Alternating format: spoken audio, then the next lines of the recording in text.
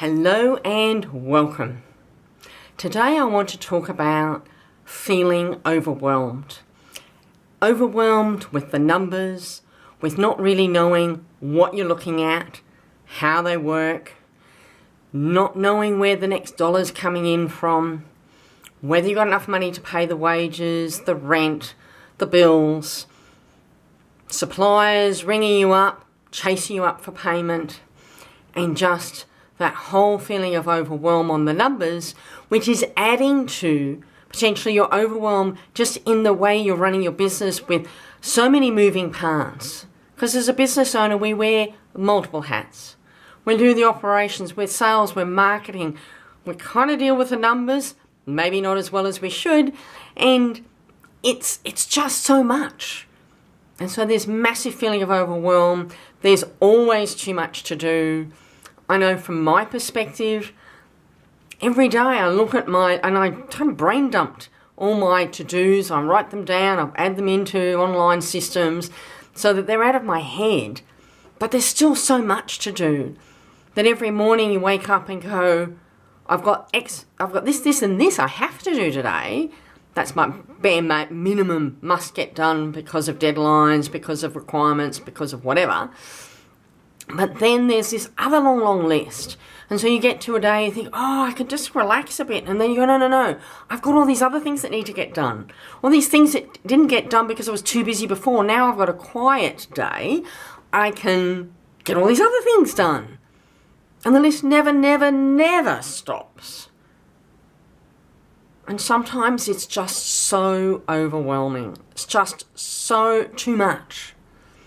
And I know from people I talk to that there's often overwhelm in what they're doing generally. But then added to that is the stress and worry of the finances, the numbers.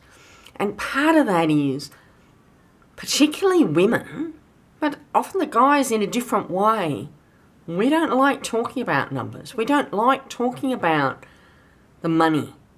It's like it's a dirty word or something. And so we don't ask questions.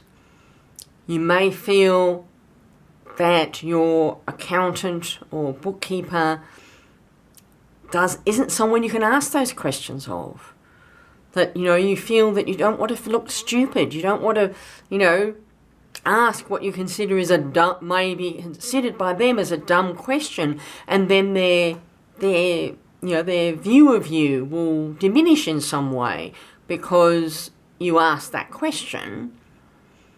But it's your business.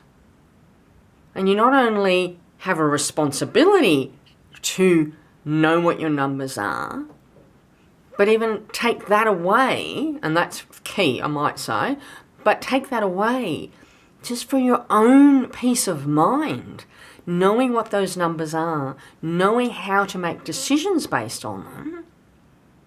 That's empowerment. That's control. That's confidence and competence. It's all of that you get when you understand what your numbers are. But when you're feeling overwhelmed, sometimes it's, who do I turn to?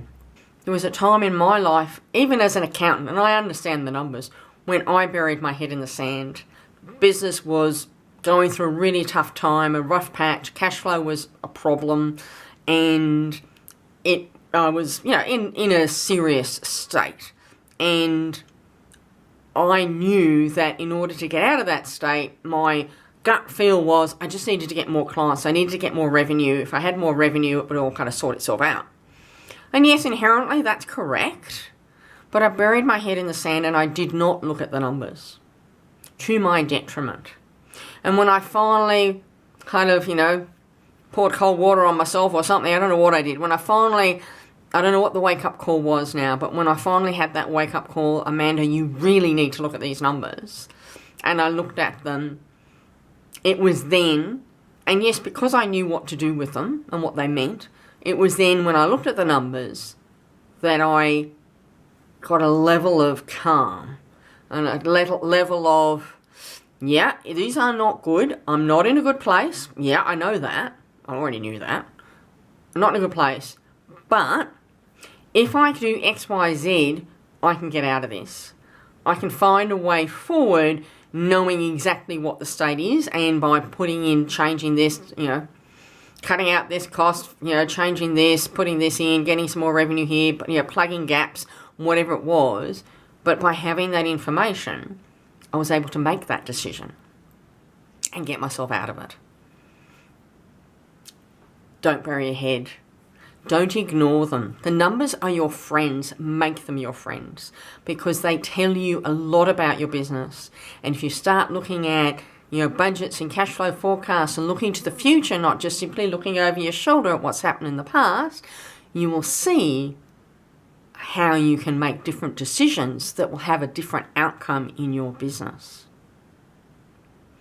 Now, there are 4 main areas that I focus on. First off is making sure your accounting system is set up properly. It's knowing and creating your management reports and the key performance indicators, those key numbers that you need to know, and sorting out your cash flow.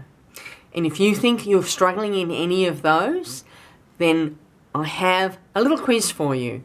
It's called the Business Barometer. The link will be below, and go and do, it's I think 16 or 20 questions, I'm not quite sure now off the top of my head, but go and put it through, check it out. Go and answer the questions, answer them honestly, and see what comes out, what your score is at the other end. If you score well, fantastic, you're under control. If you don't score so well, maybe it's time to ask for some help. There is help available. You just have to ask.